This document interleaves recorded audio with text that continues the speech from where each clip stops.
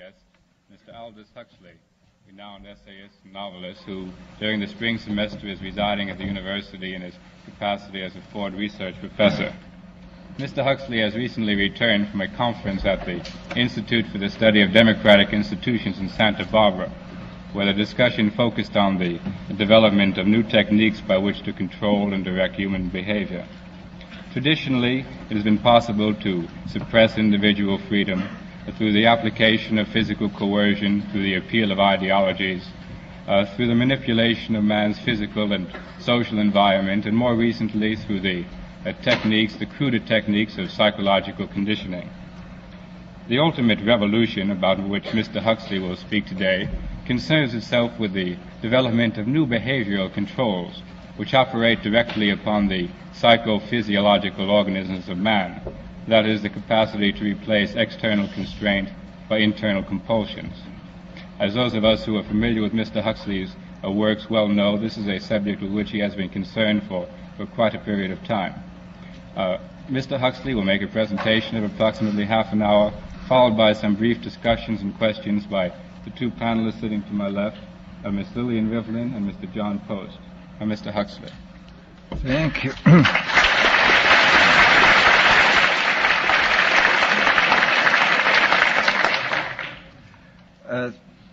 First of all, I'd like to say that the conference at Santa Barbara was not directly concerned with the control of the mind. That was a conference, there have been two of them now at the University of California Medical Center in San Francisco, one this year, which I didn't attend, and one 2 years ago, where there was a considerable discussion on this subject. At Santa Barbara, we were talking about technology in general and the effects it's likely to have on society and the problems related to technological transplanting of technology into underdeveloped countries.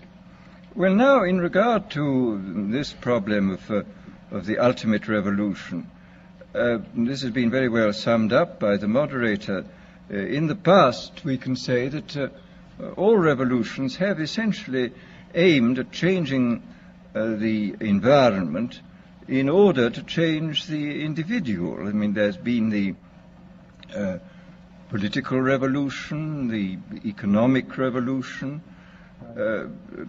in the time of the Reformation, the religious revolution.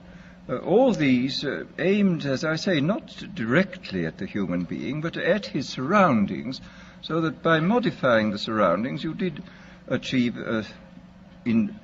at one remove, an effect upon the human being. Today, we are faced, I think, with the approach of what may be called the ultimate revolution, the final revolution, where a man can act directly on the mind-body of his fellows. Well, needless to say, some kind of direct action on human mind-bodies has been going on since the beginning of time. But this has generally been of a violent nature. The techniques of terrorism have been known from time immemorial, and people have employed them with more or less ingenuity, sometimes with the utmost crudity, sometimes with a good deal of skill acquired by a process of trial and error, finding out what the best ways of using torture, imprisonment, constraints of various kinds. But as I think it was Metternich said many years ago, you can do everything with bayonets except sit on them. That if you are going to control any population for any length of time, you must have some measure of consent. It's exceedingly difficult to see how pure terrorism can function indefinitely. It can function for a fairly long time, but I think sooner or later you have to bring in an element of persuasion, an element of getting people to consent to what is happening to them. Well, it seems to me that the nature of the ultimate revolution with which we are now faced is precisely this, that we are in process of developing a whole series of techniques which will enable the controlling oligarchy, who have always existed and presumably always will exist, to get people actually to love their servitude. This is seems to me the ultimate in malevolent revolution, shall we say. And this is a problem which has interested me for many years, and about which I wrote 30 years ago a fable, The Brave New World, which is essentially the account of a society making use of all the devices at that time available, and some of the devices which I imagined to be possible, making use of them in order to, first of all, to standardize the population, to iron out inconvenient human differences, to create, so to say, mass-produced models of human beings arranged in some kind of a scientific caste system.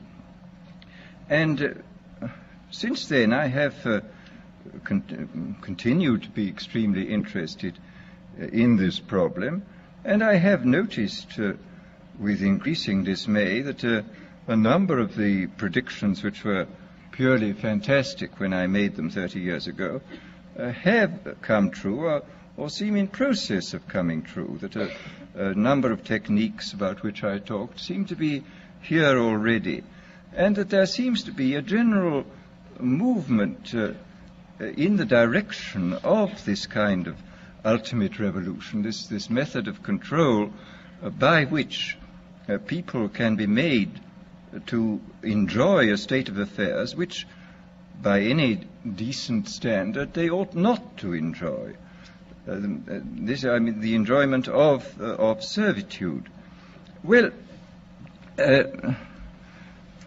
this process, as I say, has gone on for over the years, and I become more and more interested in what is happening.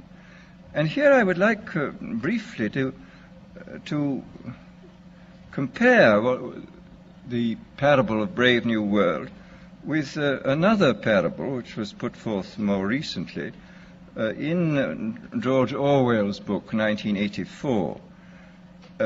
Orwell wrote his book between 45 and 48, at the time when the Stalinist terror regime was still in full swing, and just after the collapse of the Hitlerian terror regime. And his book, which I admire greatly, it's a book of very great talent and extraordinary ingenuity, shows, is so to say, a projection into the future of the immediate past, of what for him was the immediate past and the immediate present. It was a projection into the future of a society where control was exercised wholly by terrorism and violent attacks upon the mind-body of individuals. Whereas my own book, which was written in 1932, when there was only a mild dictatorship in the form of Mussolini in existence, was not overshadowed by the idea of terrorism, and I was therefore free in a way which Orwell was not free, to think about these other methods of control, these non-violent methods. And I'm inclined to think that the scientific dictatorships of the future, and I think there are going to be scientific dictatorships in many parts of the world, will be probably a good deal nearer to the Brave New World pattern than to the 1984 pattern. They will be a good deal nearer, not because of any humanitarian qualms in the scientific dictators, but simply because the Brave New World pattern is probably a good deal more efficient than the other.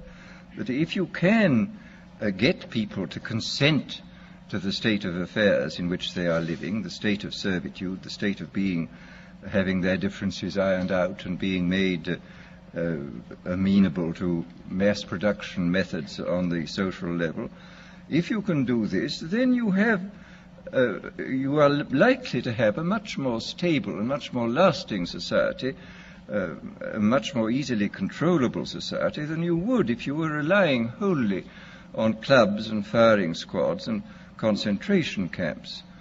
So that my own feeling is that the 1984 picture was tinged, of course, by the immediate past and the present in which Orwell was living, but that the past and present of those years does not represent, I feel, the likely trend of what is going to happen.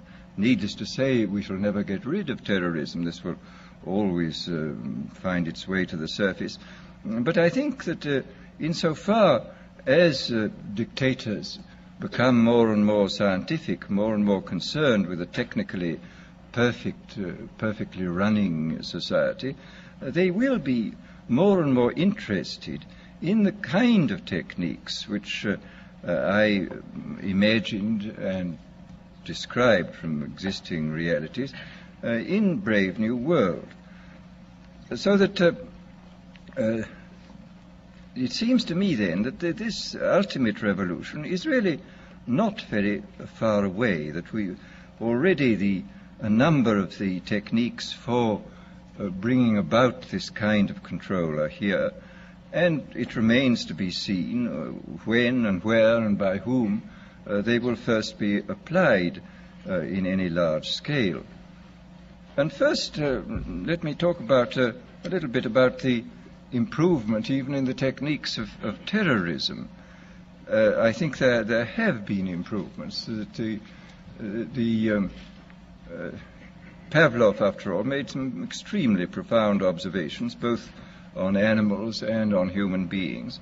And he found, among other things, that conditioning techniques applied to animals or humans in a state either of psychological or physical stress sank in, so to say, very deeply into the mind body of the creature, and were extremely difficult to get rid of, that they seem to be embedded more deeply than other forms of conditioning. And this, of course, this fact, I think, was discovered empirically in the past. People did make use of many of these techniques. But the difference between the old empirical intuitive methods and our own methods is the difference between a sort of hit and miss craftsman's point of view and the genuinely scientific point of view. I mean, I think there is a real difference between ourselves and, say, the inquisitors of the 16th century. We know much more precisely what we are doing than they knew, and we can extend, because of our theoretical knowledge, we can extend what we are doing over a wider area with a greater assurance of producing something which really works. In this context, I would like to mention the extremely interesting chapters in Dr. William Sargent's Battle for the Mind, where he points out how intuitively some of the great religious teachers, leaders of the past, hit on the Pavlovian method. He speaks specifically of Wesley's method of producing conversions, which were essentially based upon a technique of heightening psychological stress to the limit by talking about hellfire, and so making people extremely vulnerable to suggestion, and then suddenly releasing this stress by offering hopes of heaven. And this is a very interesting chapter of showing how completely, on purely intuitive and empirical grounds, a skilled natural psychologist, as Wesley was, could discover these Pavlovian methods. Well, as I say, we now know the reason why these techniques worked, and there is no doubt at all that we can, if we want to, carry them much further than was possible in the past.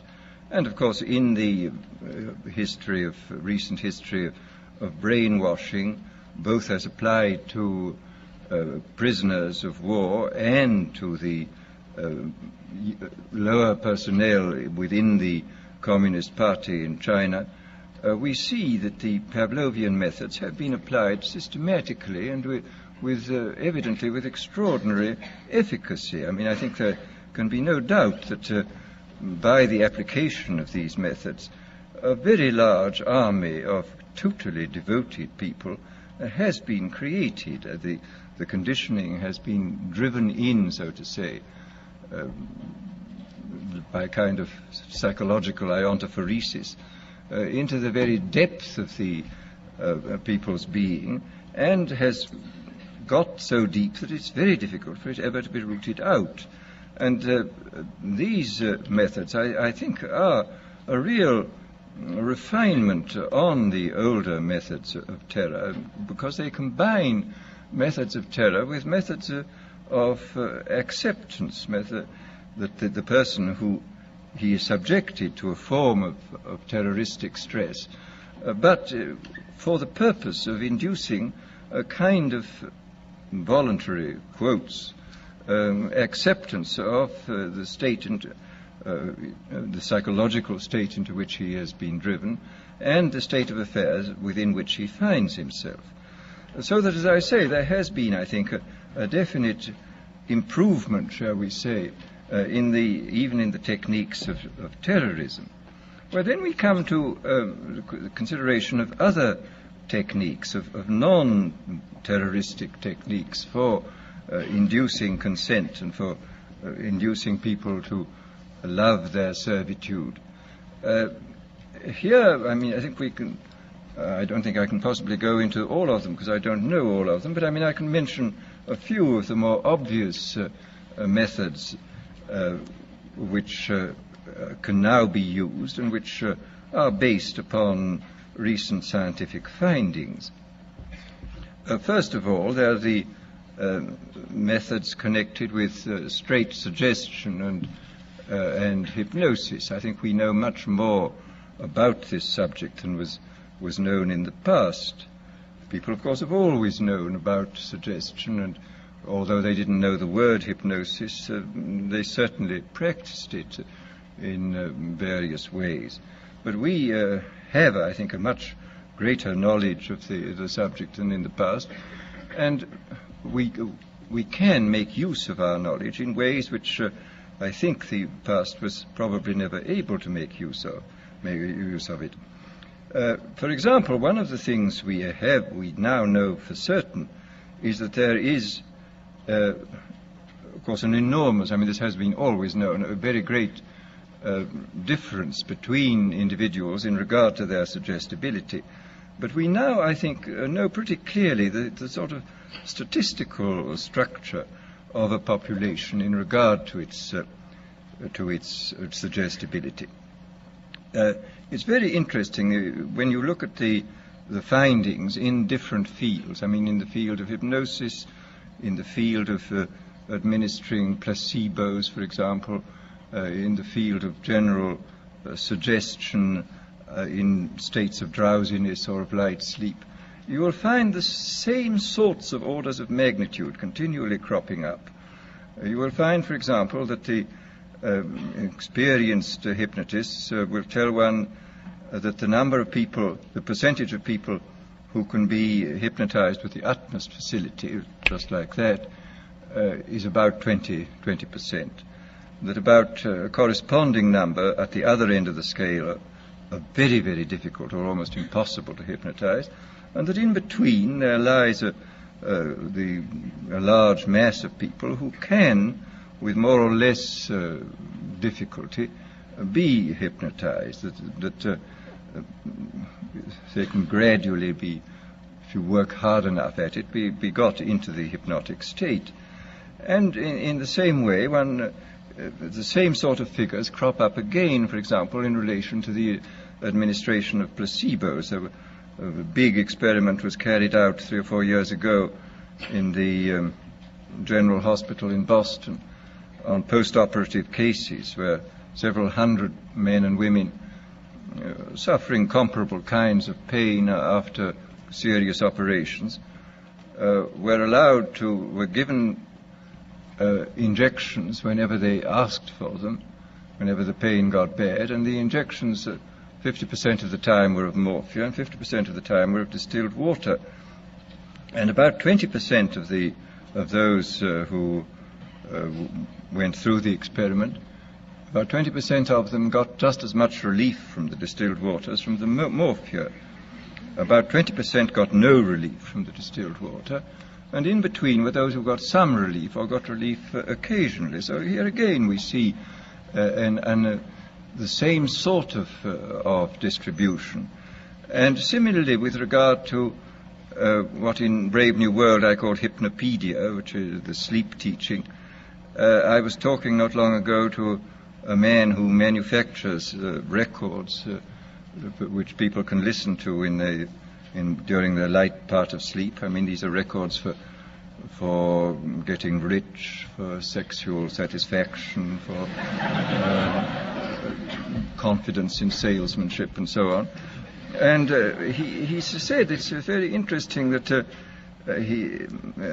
these records are sold on a money-back basis, and he says that there is regularly between 15 and 20% of people who write indignantly saying the records don't work at all, and he sends the money back at once. On the other hand, there are somewhat over 20% who write enthusiastically, saying they're now much richer, their sexual life is much better, etc., etc. And these, of course, are the dream clients, and they buy more of these records. And then in between are those who complain they're not getting much results, and they have to have letters written to them saying, well, go persist, my dear, go on, and you'll get there. And they generally do get results in the long run. Well, as I say, this on the basis of this, I think we see quite clearly that the human populations can be categorized according to their suggestibility fairly clearly. I suspect very strongly that this 20% is the same in all these cases. And I suspect also that it would not be at all difficult to recognize in very early childhood who were those who were extremely suggestible, who were those who were extremely unsuggestible, and who were those who occupied the intermediate space. Quite clearly, if everybody were extremely unsuggestible, organized society would be quite impossible.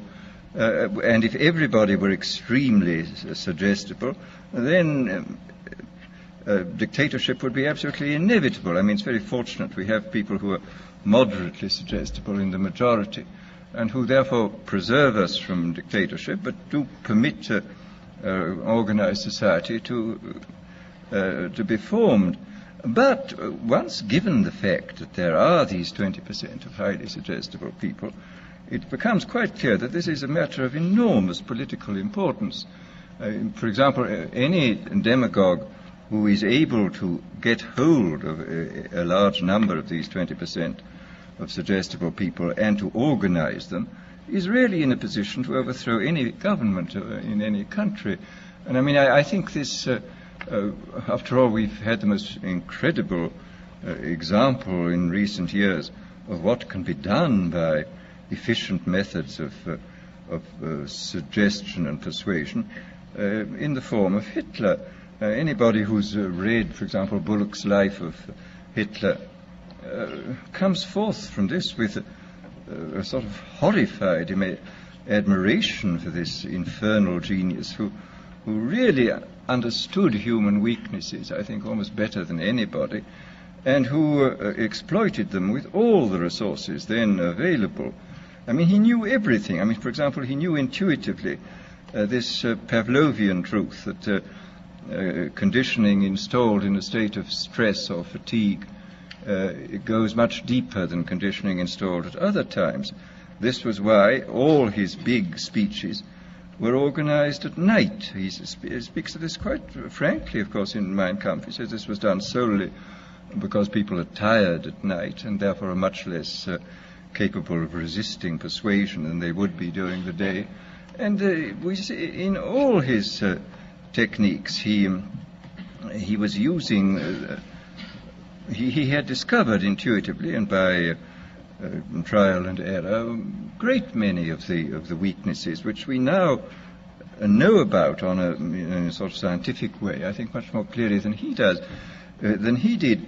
But the fact remains that this differential suggestibility, this susceptibility to hypnosis, I do think is something which has to be considered very carefully in relation to any kind of thought about democratic government. I mean, if there are 20% of the people who can really be suggested into believing almost anything, as evidently they can be, then we have to take extremely careful steps to prevent the rise of demagogues who will drive them on into extreme positions and then organize them into very, very dangerous armies, private armies, which may overthrow the government. Well, this, as I say, is in this field of pure persuasion.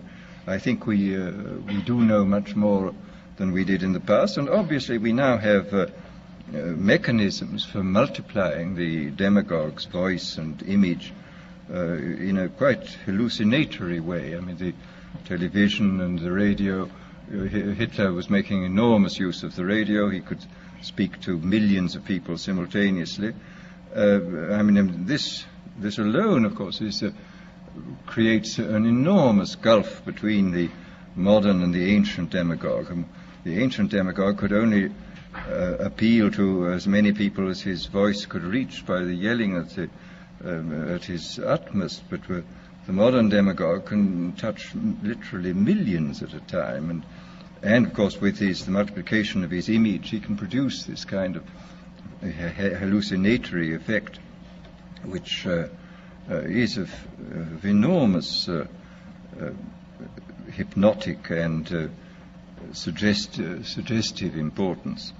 Well, then there are various other methods which one can think of, which have, thank heaven, as yet not been used, but which obviously could be used.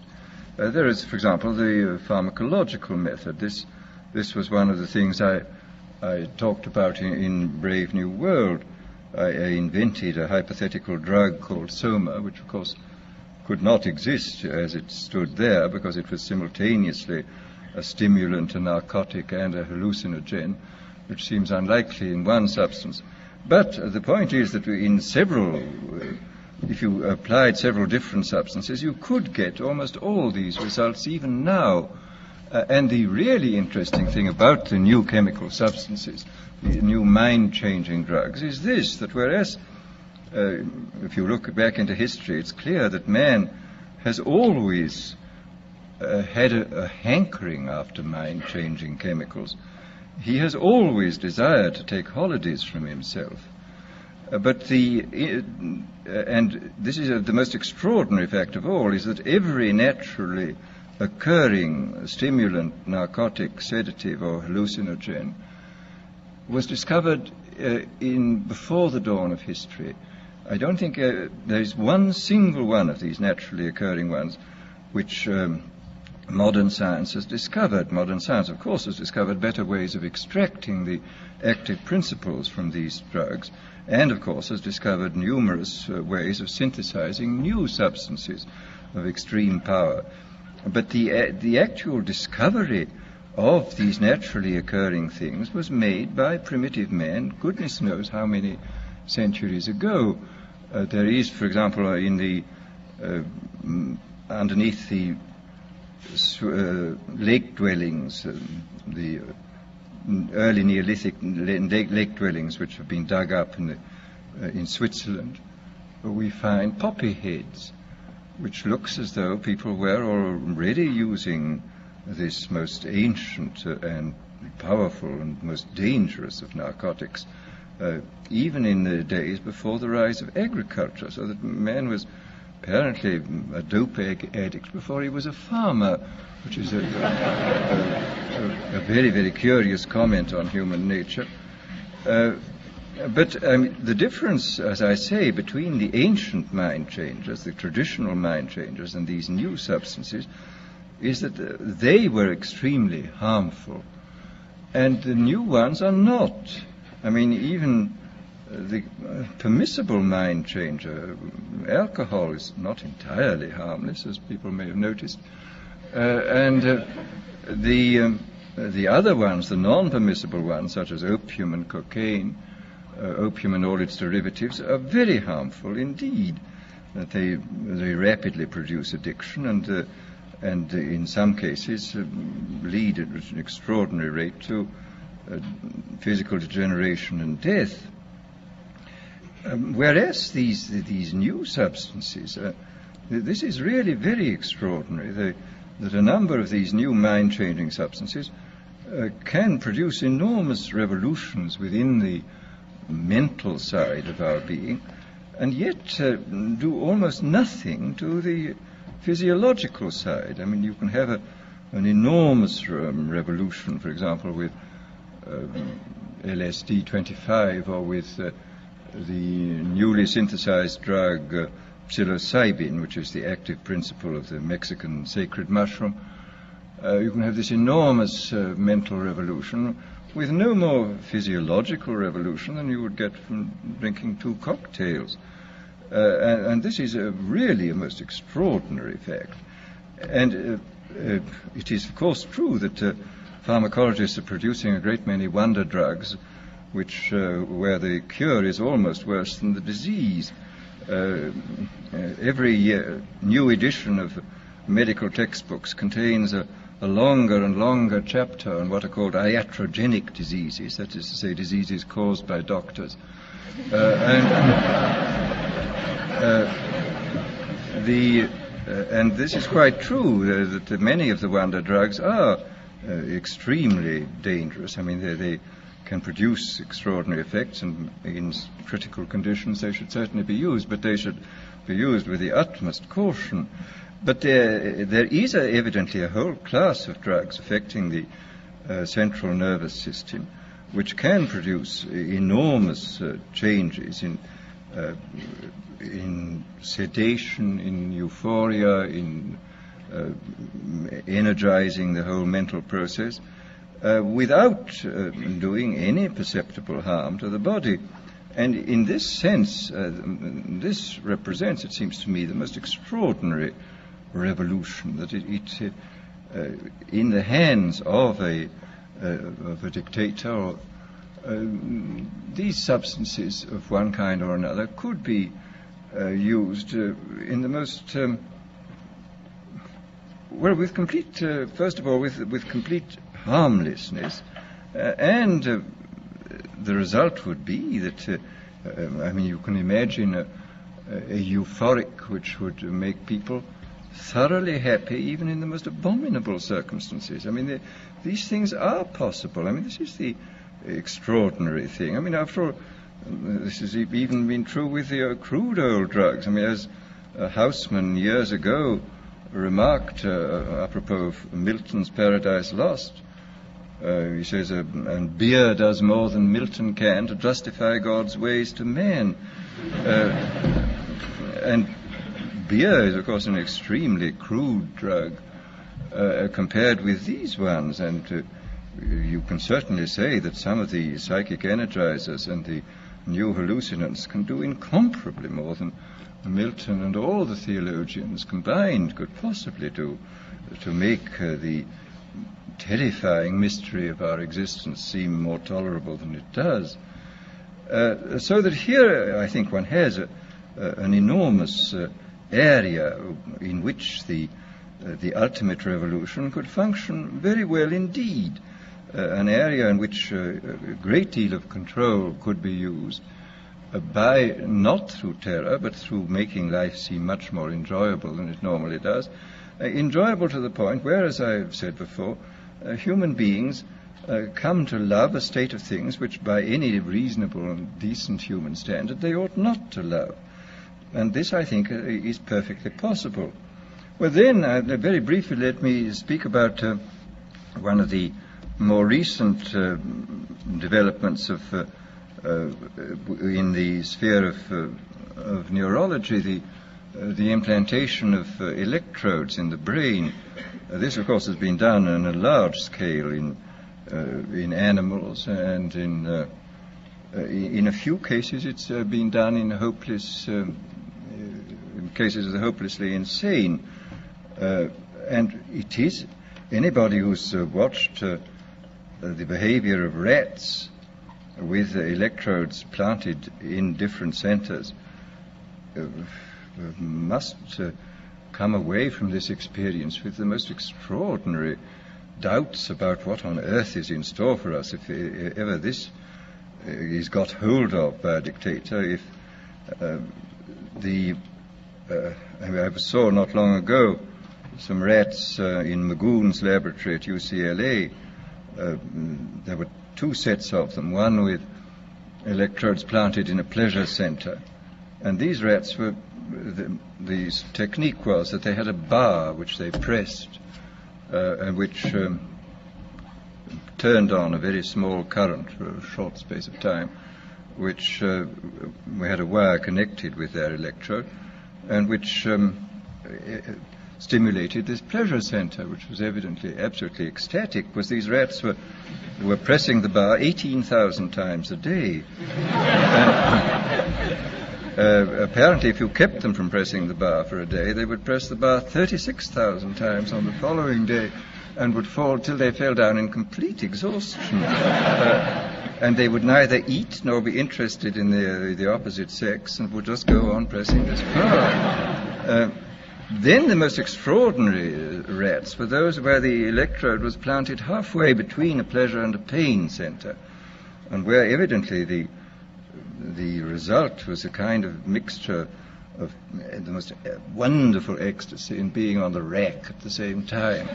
And you would see the rat sort of looking at its bar and sort of saying, to be or not to be, that is the question. And finally would approach and do it, and then it would go back with this awful, if one can humanize or anthropomorphize, he was feeling something terribly mixed. And he would wait for quite a long time before pressing the bar again, but he would always press it again.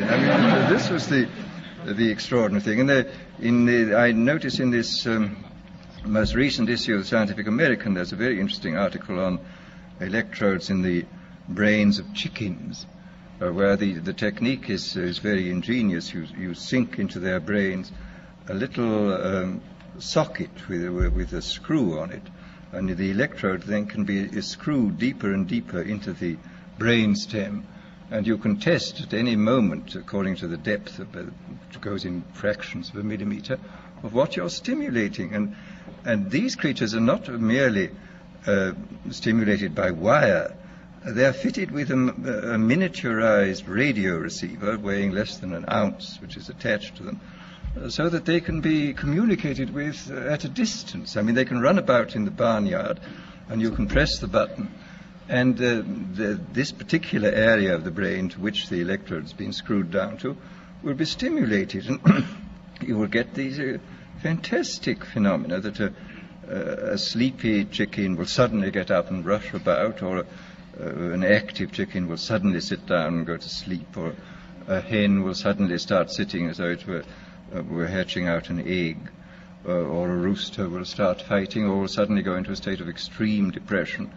The whole picture of the absolute control of the drives is terrifying. And in the few cases in which this has been done with very sick human beings, the effects are evidently very remarkable too. I was talking last summer in England to Gray Walter, who is the most eminent exponent of the electroencephalogram techniques in England, and he was telling me that he's seen hopeless inmates of asylums with these things in their heads, and that these people were suffering from uncontrollable depression. And they'd had the electrodes inserted into something resembling, evidently, the pleasure center of the rat.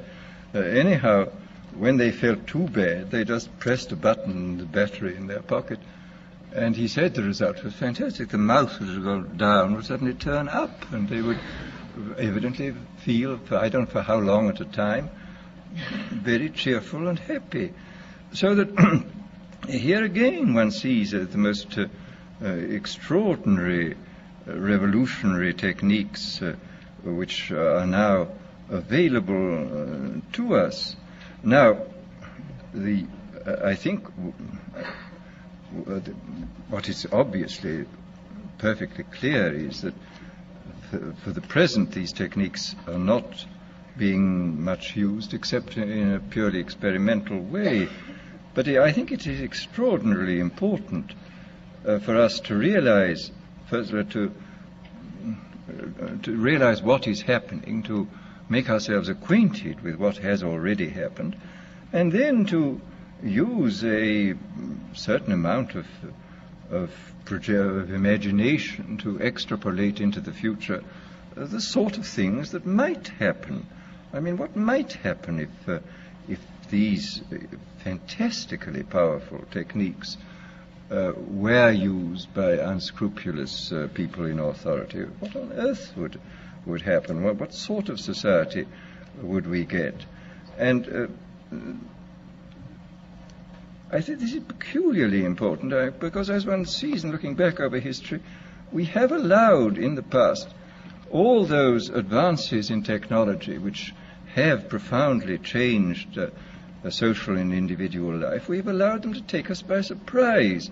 I mean, it seems to me that during the late 18th century and early 19th century, when the new machines were making possible the factory system, it was not beyond the wit of man to see to look at what was happening and to project into the future, and maybe to forestall the really dreadful consequences which plagued England and most of Western Europe and most of this country for about 50 or 60 years, the horrible abuses of the factory system. I mean, if a certain amount of forethought had been devoted to the problem at that time, if people had first of all found out what was happening and then used their imagination to see what might happen, and then had gone on to work out means by which the worst applications of the new techniques should not take place, then I think Western humanity might have been spared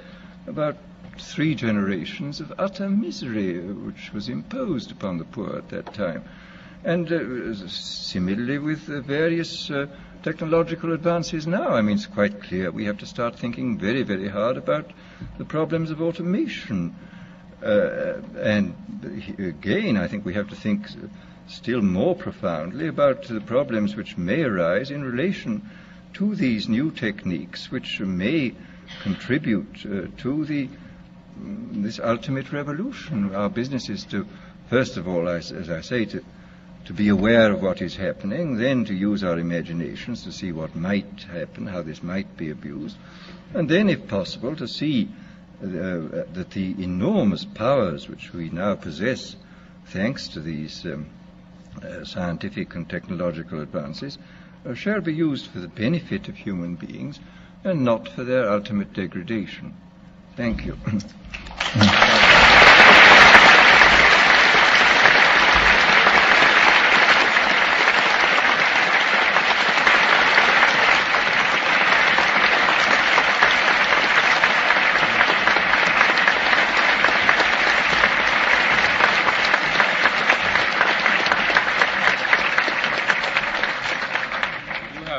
Moments. I'm very sorry I've talked much too long. It's quite all right. Just have a brief discussion, and those of you who are interested in staying and listening, I'm sure that it'll be well worthwhile.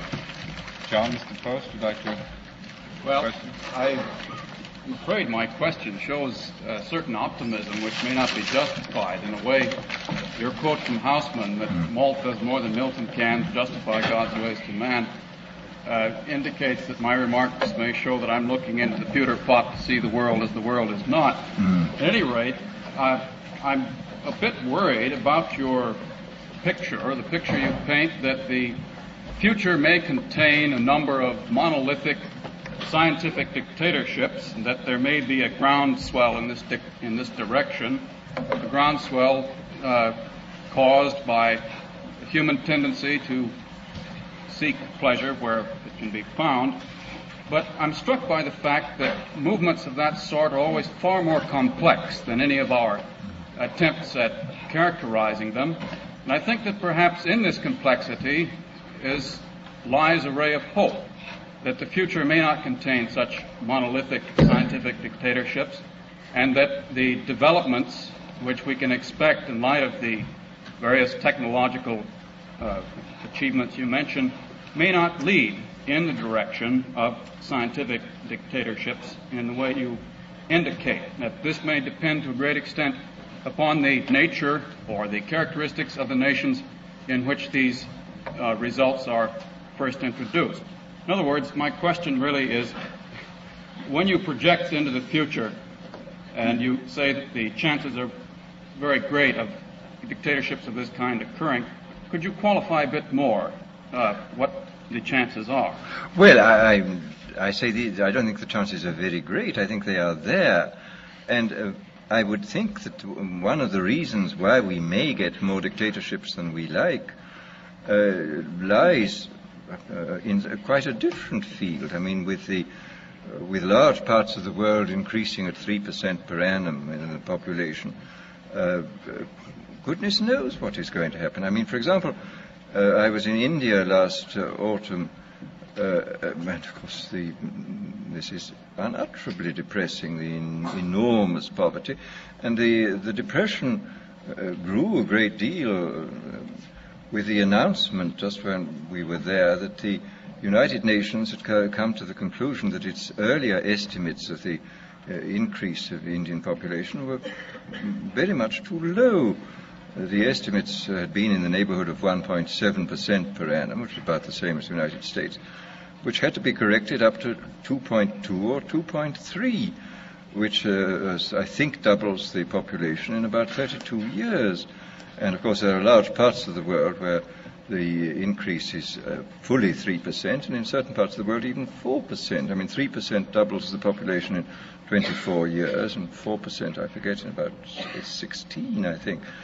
But it seems to me that the danger in regard to dictatorship arises as the population presses more heavily upon resources, and as the rising tide of expectation, which certainly exists in these underdeveloped countries, is frustrated, as undoubtedly it is going to be, because it is almost impossible to make any development which shall catch up with, much less go faster than the population increase. So we may get a great deal of social unrest, and of course social unrest leads first to chaos and then to dictatorship. I mean, I think that the prospect of some kind of dictatorship, either military or communistic, I think in most cases more likely military, it seems to me very great within the next 15 to 20 years. And whether some of these dictatorships may make use of these modern methods remains to be seen. But I think that, unhappily, the prospects for dictatorships in large areas of the world seem to me very great at the moment. I think that there is a considerable likelihood of this thing happening.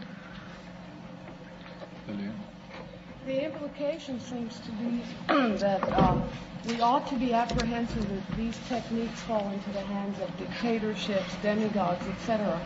But I could easily envisage a situation where Western democracies could use these methods, such as electrodes attached to the brain of the sac, in order to avoid accidental war. This could be put in very moral terms.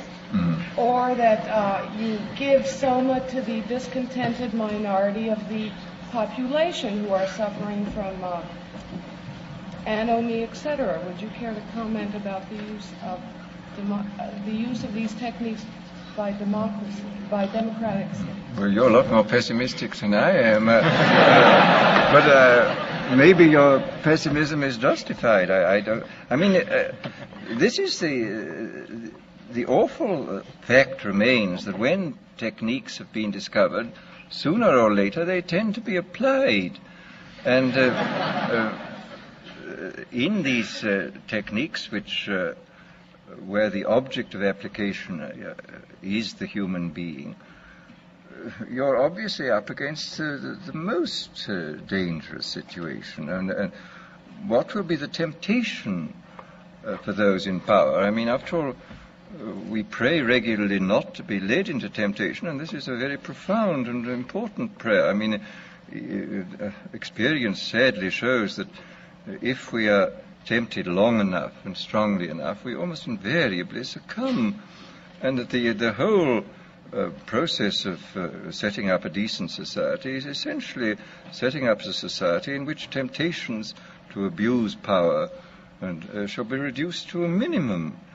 But these new techniques, I think, do constitute a series of very powerful temptations, which to those in authority may finally turn out to be irresistible.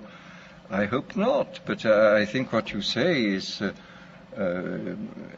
something which we have to think about. I mean, that this might be applied with justification, as you say, in the highest patriotic and moral terms, even in democratic societies. I trust not, but one never knows, particularly under conditions of extreme military stress.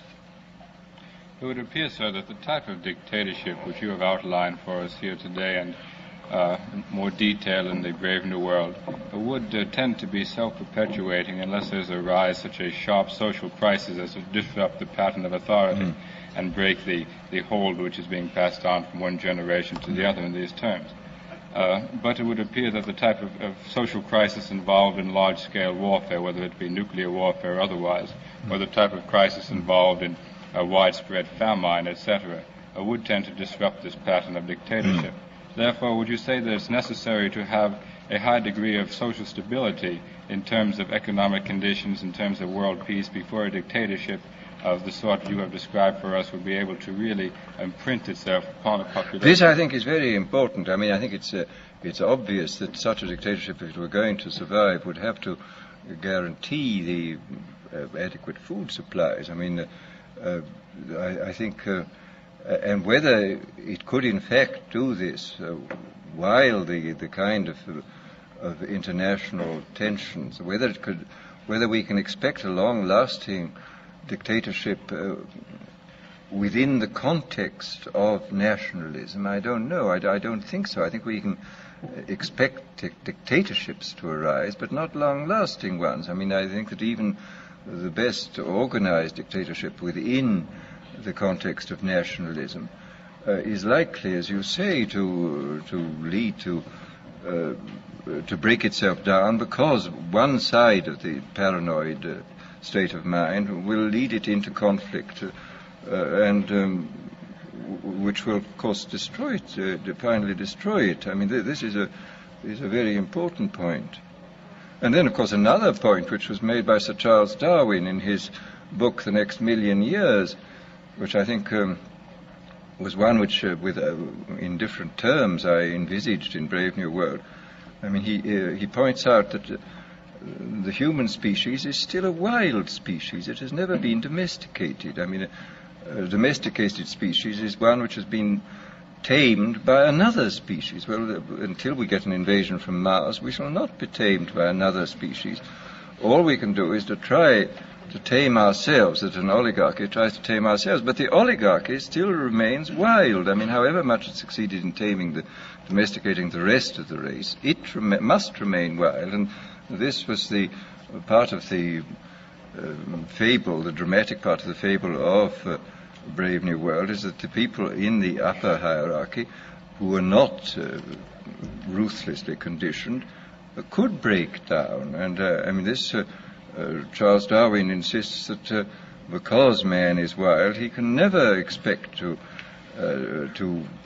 domesticate himself, because the people on top will always be undomesticated and will sooner or later always run wild. Well, I think there's a good deal to be said for this this point of view in regard to the permanence of any dictatorship.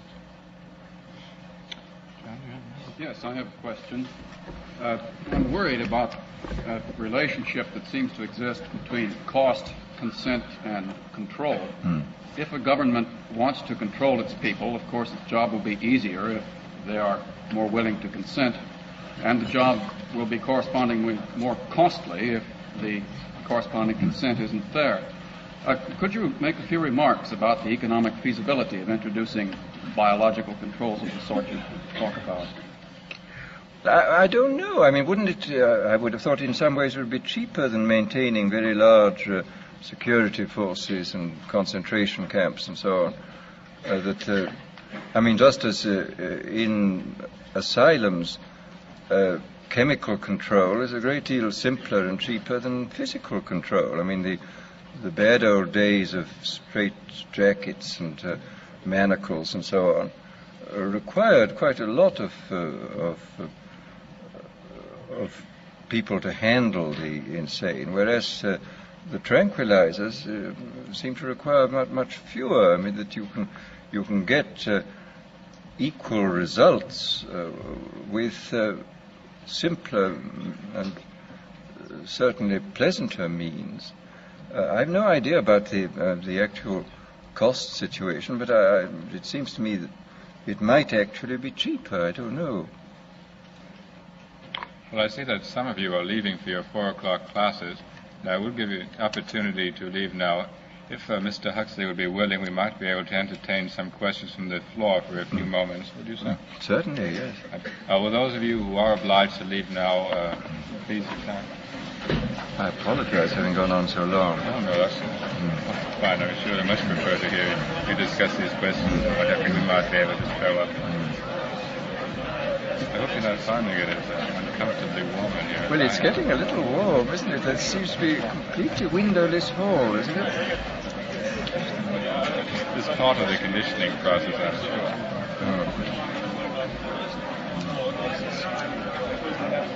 Is there any means of ventilation in this hall? I see one door there.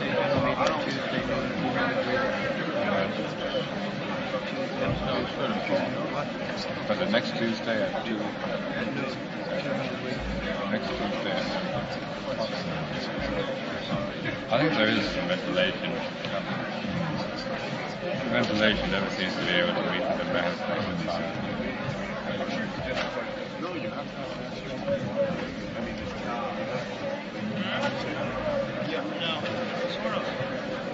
Wasn't it a conference in Santa Barbara discussing some of these developments? Well, the new drugs and... no, they were mainly discussing, I mean, there was a lot about the problem of bringing technology to the underdeveloped countries. They had a lot of people from the United Nations there. A very able man who was a Vietnamese called Vu Van Thai. Charming man. He was spoke English with a strong French accent because he'd learned his economics in Paris, and he was very interesting. I mean, he said, I'm speaking to you like a rat with electrodes in my brain because I speak from the inside. I'm not one of the experimenters on the outside. So, and he was very interesting about it. I mean, about the difficulty that when you do introduce, say, one area of highly evolved technique into one of these backward countries, you create an enormous gap between the people who run this thing and profit by it and the mass of the population. I mean, a gap which is just as serious as the gap between the have-not and underdeveloped nations as a whole and those who, and the haves and the developed. And what he was saying was that you must have an adaptation of technique which shall be suitable to these people and not try to bring in what you have already. But he says very little work has been done in this field. And there were a number of, there were several very able people. Richard Calder at the University of Edinburgh was there, and Arthur Goldschmidt, who is the director of the special services in the United Nations. And we had some extremely good talks. Bring that up shortly. Well, I have one question here, which is, well, this is essentially the question which Mr. Huxley addressed himself to in his last statement, is that how will control over the techniques been transmitted from one group to another? Apparently referring to how to the control of the techniques be transmitted from one elite, one generation of elite to another. Would you wish to comment further on this question? I know you did speak to it just before. Well, I don't think so. I mean, I do think there will clearly be a difficulty.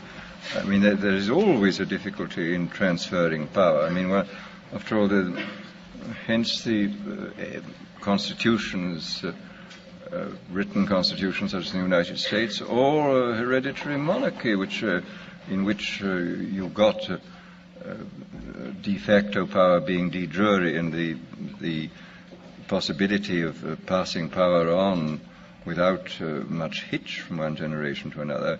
It may be that in a thoroughly well-controlled dictatorship, the problem of power at the top, the struggle for power, would not take place. But even there, I mean, simply because the oligarchy is itself not subjected to the extremes of conditioning, because it must retain a certain freedom in order to be able to make adequate decisions, that maybe the struggle for power would always remain a great problem, as it has been throughout history, except where you have had written constitutions or acceptable monarchies.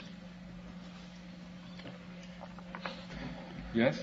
Dr. Huxley, would you adhere to the view or comment on the view that it's precisely the American society of Western democracy is particularly susceptible to this type of brave new world for the following reason, that society is conditioned to adhere to a great degree of social conformity, that in your period of stress, this idea of conformity is further pushed, and consequently it makes it much easier to develop these techniques, and that it seems that politically the extremities, there's a growing feeling that we have to do away with the extremities, and we have to keep on going the central path. And this would seem to me to make this much easier for a type of dictatorship, as you said, to slowly, using the mass media that we're developing, mold the population, plus the factor that in some of the other type societies, you have less inhibition about a brutal struggle for power within the top hierarchy, whereas here there would be some type of a inhibition due to the so-called legal process that has developed, which would keep men from then violently attacking the leaders. Well, this business about conformity, I just don't know. It seems extremely difficult, certainly for me, to judge whether there is a higher degree of conformity here and now than there has been in other places and in the past. I mean, I would have thought the tendency towards conformity was to some extent offset by the enormous differentiation of function in modern society. I mean that nothing could be less homogeneous in function than a complex modern society. I mean, people are doing extraordinarily different things, and although there may be a pressure to conformity in the suburbs, so to speak, or at home, there does seem a considerable pressure to non-conformity or to differentiation in the functional life of people. I mean, I've no idea to what extent one offsets the other, and whether the conforming drive is stronger than the drive towards differentiation. I just don't know what the answer to this. I mean, I read about the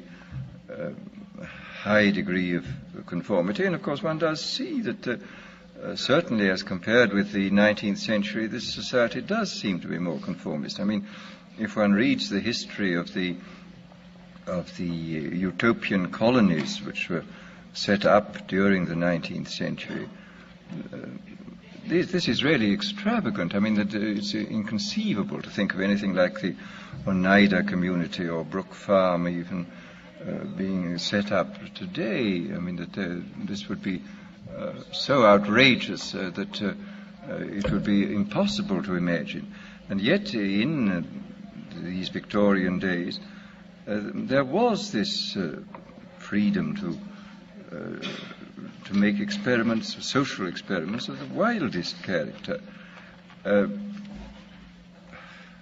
Again, exactly what this means and exactly what the significance is for us and for the future, I don't really know. I mean, I just feel so incapable of really understanding the unutterably odd facts of real life. I mean, I think one very often just has to accept them. There they are, and what really they mean, I don't know.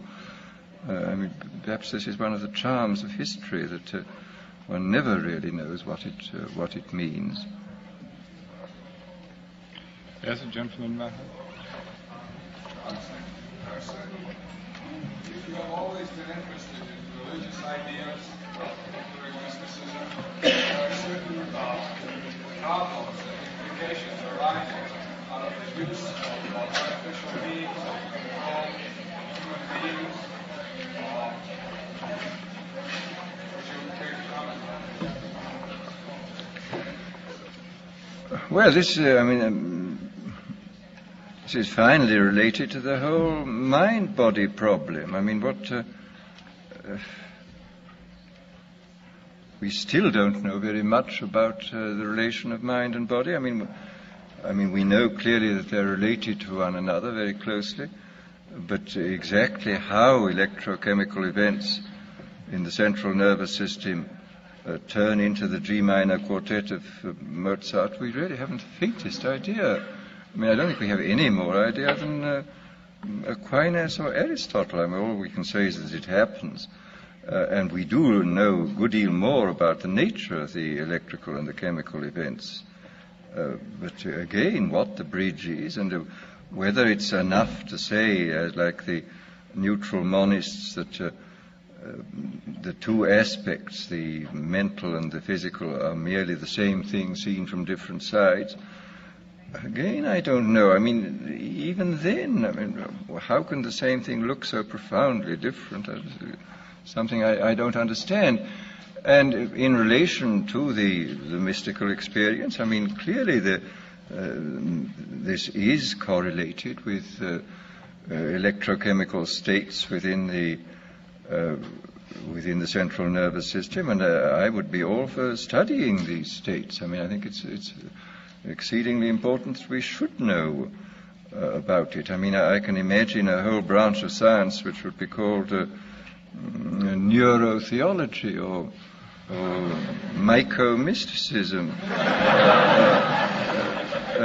I mean, this sounds funny, but nevertheless, we have to be able to speak in the same kind of language about the two aspects of any of these experiences, the neurological and the subjective.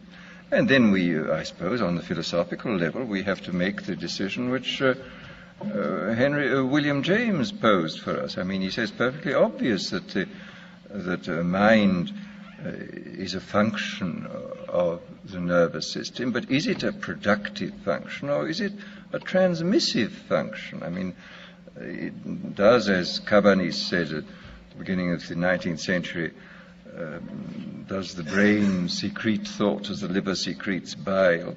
Or is it some kind of valve, as James himself, I think, thought, and as certainly as Bergson thought, through which a pre-existent mental element finds access into the human being? I mean, Bergson's view was that, of course, it was a kind of reducing valve which permitted only those aspects of universal consciousness which were useful to our survival as animals on the surface of the planet and as social creatures within a society to come through. Well, I don't know. As James says, that the both points of view are quite difficult from a philosophical point of view to justify, but the transmissive view is no more difficult than the productive view, and perhaps he's right. I think my own view is that, on the whole, that he and Bergson were nearer the truth than the Cabanis, but I don't know. This gentleman in the white shirt there. Dr. Huxley, would you care to comment on Sir Julian Huxley's views on artificial insemination donation? Well, I don't know that I know his views exactly. I was going to. You care to clarify that for us? I think these papers, along with a Dr. Herman Muller of Indiana University, Oh, yes. here in the United States, I think that we can genetically improve the human race by adopting amongst the population the practice of artificial insemination, using the sperm of intelligent individuals. And I don't know how he determines that these individuals are to be chosen, but I was just wondering if you were familiar with these. Well, I mean, this is, of course, the whole problem of eugenics. I mean, if one knew how to apply eugenic principles, I think unquestionably one could improve the average quality of the human race. And I mean, there is some evidence, as Bert pointed out a long time ago, and as Medower has pointed out more recently, that there is some evidence that there is a slight decline of average IQ, and that this certainly could be remedied. But of course, as you say, the problem is to choose who. I mean, I can perfectly imagine that if the Cold War goes on for a very long time, that side which first starts artificial insemination for the production of people with greater talent in the physical sciences will win. And I read a paper the other day by, I forget who, a biologist at the University of California at Santa Barbara. It was an amusing paper, but I mean, it had quite interesting and serious aspects to it on sort of the hypothetical Cold War action on the part of the dictatorial powers who were able to make use of eugenics in ways which would not, as this author whose name I cannot now remember, in ways which were not necessarily very tyrannical, because after all, the woman would be allowed to marry whomever she liked, but provided she had children by selected fathers outside the relationship, so that, I mean, there would be the actual personal relationships between husband and wife would not be modified seriously. But I mean, this, as I say, was a fantasy, but it looked like a fantasy which could quite likely come true, and could, as the geneticists I think are all agreed, could certainly lead to considerable results.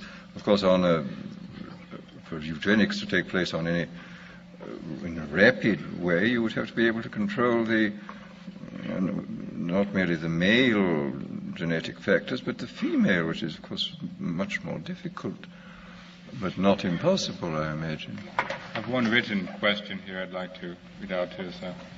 The population explosion is a grave danger to mankind, yet the right to bear children is a right of free will.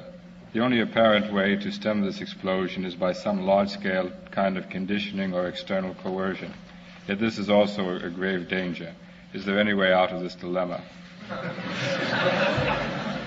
Well, the way out of the dilemma surely has been pointed out in most countries of the West, where people voluntarily have limited the size of their families. I mean, this has happened without any coercion, unless you call the desire to have a good economic life and to bring up your children well a coercion. But I mean, this has in fact occurred. I mean, in this country, after having reached a low during the Depression, the birth rate happens to have gone up. But I mean, the point is that the control of the size of families is now completely voluntary here. I mean, or more or less completely voluntary, and which makes it profoundly different from the people in the underdeveloped societies who are still going on producing 10 children because the habit persists that in order for 3 children to survive, you have to produce 10. But now if you produce 10 children, 7 survive because of elementary public health precautions which have been brought in. Hence, of course, the enormous sudden increase, the death rate, which used to be in the upper 30s, as was the birth rate, has now fallen in many of these countries to 15 and 12 and even 10. So naturally there's an enormous increase. But it's certainly going to take some time to get people to change their habits. I mean, psychological inertia is much more powerful than physical inertia. I mean, it's much easier to push a 10-ton truck than a human being. Mr. Post has one further question here. You've spoken of the ends to which drugs should not be devoted, such as increasing conformity, making men more content with what is actually an intolerable situation, securing the power of a small elite, and so on. To what ends do you think these drugs should be devoted, granted that we have them? Well, I mean, I think therapeutically some of them are very valuable. I think already, for example, some of the so-called psychic energizers have done a great deal in the mental field. I mean, I understand from Dr. Nathan Klein, for example, that in very many cases you can use some of these psychic energizers instead of the electroshock therapy. And people say that electroshock therapy doesn't do any harm, but I cannot believe that partial electrocution is good for anybody. And it seems to me a very good thing that if you can get people on a maintenance dose to get them out of these awful catatonic and depressed conditions, which you seem to be able to do. And after all, there are many people, it seems to me, outside institutions who have tendencies in the same direction, which I think a genuine psychic energizer might be, which could be used without harm to people, would be of immense value. There was even, it was stated a few years ago, I remember, that the Russians had a 5-year plan for increasing mental efficiency by chemical means. I don't know whether this has gone on and what they've discovered, but I would think it's probably on the cards that you could increase the span of attention, the amount of time you could concentrate on things, the power of observation and so on, by chemical as well as by educational means. I mean, I think that there are a number of probably quite good things you could do. And then, again, in the case of these very strange substances like psilocybin and lysergic acid, I think there's a great deal to be said for doing what William James talked about, for getting people to realize that their ordinary sort of common sense view of the world is not the only view, that the universe they inhabit is not the only possible universe, and that there are other very strange universes which some people spontaneously inhabit. I mean, a man like William Blake obviously inhabits an extremely different universe from that which most people inhabit. And I think it's probably very wholesome for people to be permitted to realize this fact, to perceive that the world of the mind is immensely large, and that there are these very strange and extraordinary areas in them, and there are plenty of cases in the literature where these kind of experiences have produced a kind of conversion. The work which is being done at Harvard now by Leary in the prison, in the local prisons in Boston, it's very interesting, a sort of a series of extraordinary conversion experiences among hardened criminals have emerged from this. And here again, there may be, we don't know enough about the subject yet, but there may be possibilities of very great importance here of sort of removing obstacles. The justification was stated by Bergson years ago when he was defending William James against his use of nitrous oxide. A number of fellow philosophers thought this was infra dig, that an eminent philosopher should resort to these chemical means, which enabled, James remarked that only under nitrous oxide could he understand what Hegel meant.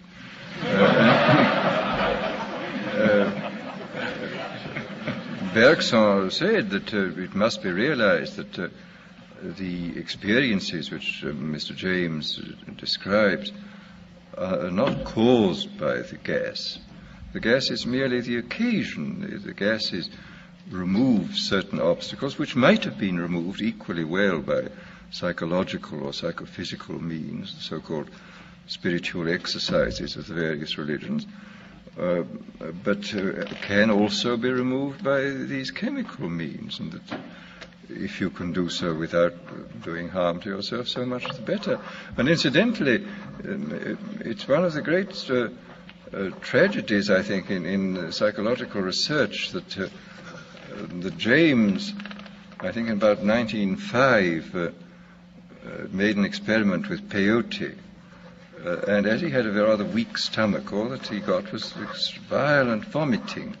He said, "I'm afraid I must take the visions for granted. I got only the nausea."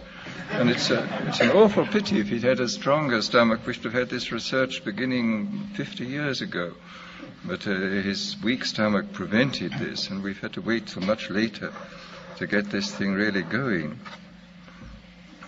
Well, before we close the program, Mr. Delaney, Graduate Student Association, asked me to announce that there'll be a meeting of the Graduate Student Association next Tuesday at noon. Now, I want to express our appreciation to Mr. Huxley on behalf of all of those who are fearful lest our augmented knowledge restrict our understanding. Thank you very much.